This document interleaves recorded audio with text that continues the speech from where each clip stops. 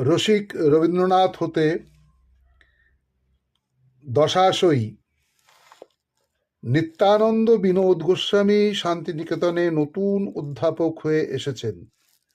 তিনি গায়ে গতরে বেশ, যাকে বলে দশাশয়ী। রবীন্দ্রনাথ তাকে আপনি সম্বোধন করায় তিনি কুণ্ঠিত। বলেন, আমি বয়সে কত ছোট, আমাকে আপনি আপনি করে কথা বলছেন কেন? রবীন্দ্রনাথ বললেন, কি করি বাপু, তোমার বপুখানি তো বিশাল, তার তো মর্যাদা দিতে হবে। এক আসরে বিখ্যাত গায়ক গোপেশ্বর বন্দ্যোপাধ্যায় গান গাইলেন।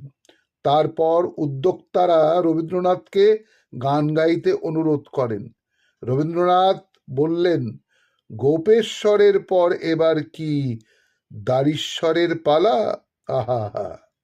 এক আসরে বিখ্যাত গায়ক গোপেশ্বর বন্দ্যোপাধ্যায় গান গাইলেন। তারপর উদ্যোক্তারা রবীন্দ্রনাথকে গান গাইতে অনুরোধ করেন। রবীন্দ্রনাথ বললেন, গোপেশ্বরের পর এবার কি দারিশ্বরের পালা? পিষ্টক না ইষ্টক? রবীন্দ্রনাথ মিষ্টি খাবার, বিশেষ করে পিঠেপুলি খেতে খুব ভালোবাসতেন। শান্তিনিকেতনে এক মহিলা পিঠেপুলি তৈরি করে রবীন্দ্রনাথকে পাঠিয়ে দেন।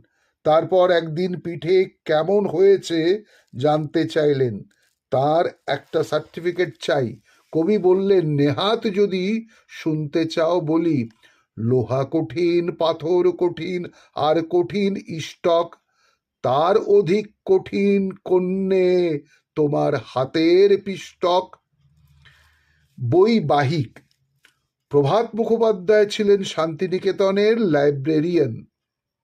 ওই কাজে বহু অভিজ্ঞতা সঞ্চয় করেছেন। ক্রমশ লেখার দিকে ঝোঁক পড়ে। রোজ বাড়ি যাবার সময় লাইব্রেরি থেকে অনেক বই নিয়ে যেতেন। একদিন মাঝপথে রবীন্দ্রনাথের হাঁক শোনা গেল, ওহে বইবাহিক, শোনো শোনো। প্রভাতবাবু অবাক, জিজ্ঞাসা করেন, আপনি আমাকে বইবাহিক বলছেন কেন? না না, সে বইবাহিক নয়, আমি ডাকছি বইবাহিককে। সাংগীতিক ব্যায়াম। প্রথম বিসি তখন শান্তিনিকেতন পত্রের সম্পাদক। তিনি আশ্রম সংবাদ নামে একটা কলমও লিখতেন। প্রেসে কপি যাওয়ার সময় রবীন্দ্রনাথের নজরে পড়ে। এক সংবাদে লেখা, ত্রিপুরার দরবার থেকে ছেলেমেয়েদের নাচ গান শিক্ষা দেবার জন্যে একজন শিক্ষক এসেছেন। রবীন্দ্রনাথ প্রবোতবাবুকে বলেন, তুই আমার স্কুলটা ডুবিয়ে দিবি কেন? অভিভাবকরা